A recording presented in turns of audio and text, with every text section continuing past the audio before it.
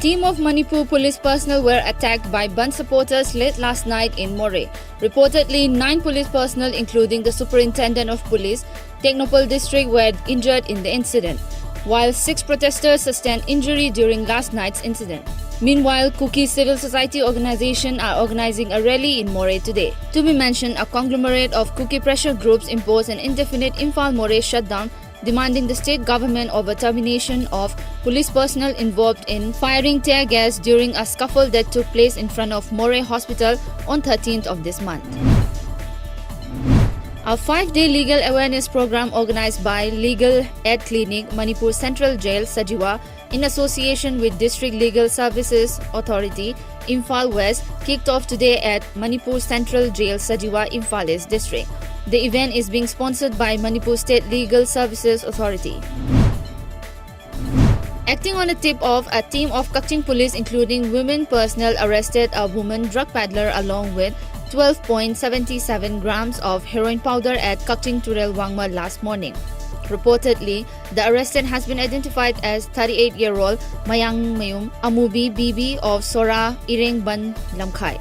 Report also said she came to Kaching Turel Wangma to sell the contraband items to one of her customers.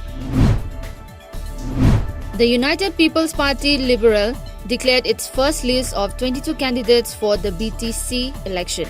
As per reports, the election to elect a new council will be held on April 4 next, and the list includes all 7 sitting members of the council.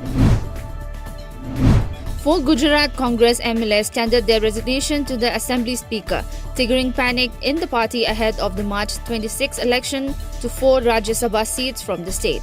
As per media reports, 1 more MLA was reported to have gone unreachable since last morning, leading to speculation that he too has joined the rebels. India proposed setting up an emergency fund to fight the coronavirus outbreak in South Asia, with New Delhi offering $10 million to get it going, as the number of confirmed infections in the country rose past 100.